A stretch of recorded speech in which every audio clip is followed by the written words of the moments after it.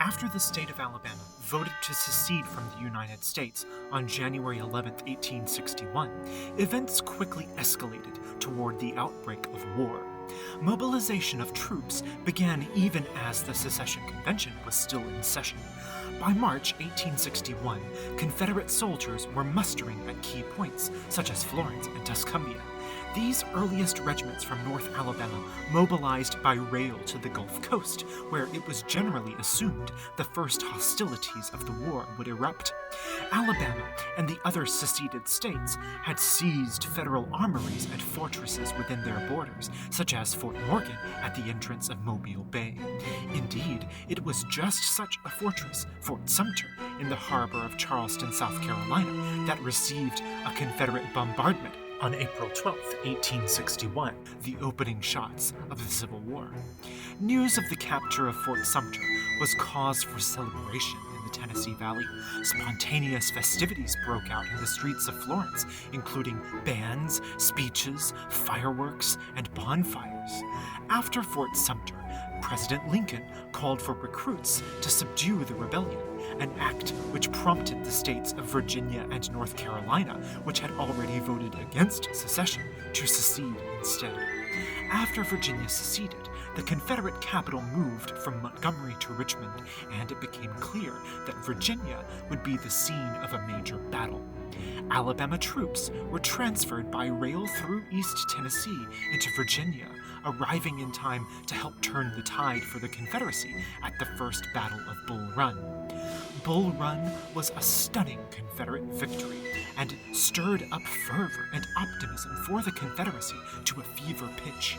J.P. Cannon, a teenaged resident of Gravelly Springs, recalled in his memoir hearing the old men sitting at the post office reading aloud letters from the front to the youth of the community, advising them, quote, "Boys, you better hurry up and get there before the next battle if you want your share of the glory, for we'll clean 'em up next time for sure," end quote. And yet, even among this naively celebratory atmosphere, the tragedy of war already touched families in the Tennessee Valley. On July 31st, 1861, the Florence Gazette published a list of the local men killed and wounded at Bull Run. One of the young men who later succumbed to his wounds was John Posey, son of Sidney Posey, one of Lauderdale County's delegates to the secession convention. Despite the prevailing optimism for the Confederacy, pockets of Unionism, especially throughout Appalachia, were organizing to materially resist the Confederate war effort. After Tennessee seceded on June 8, 1861, making it the last state to secede, town hall meetings were held across East Tennessee denouncing the act of secession, and covert acts of sabotage, such as burning railroad trestles and cutting telegraph wires, prompted Confederate leaders in Richmond to speak of civil war in East Tennessee. Two brothers from Florence, S.A.M. and William B. Wood, both officers in the Confederate Army, were sent by rail to Chattanooga to oversee a crackdown on such expressions of resistance against the Confederate government. Meanwhile, in the bitterly divided state of Kentucky, initial assurances to respect the state's neutrality fell apart in early September when Confederates under Leonidas Polk occupied the town of Columbus, Kentucky, where the Mobile and Ohio Railroad met the Mississippi River. In response, federal forces under command of Ulysses S. Grant occupied Paducah, where the Tennessee River meets the Ohio.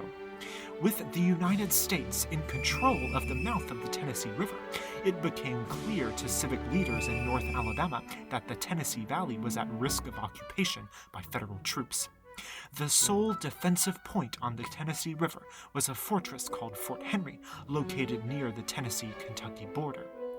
Despite assurances from Confederate authorities that the location was defensible, local civic leaders in North Alabama urged their fellow citizens to join regiments to man the fortress and used the forced labor of enslaved people to work to shore it up. But as the winter rains swelled the river out of its banks, it became evident that Fort Henry was a doomed location.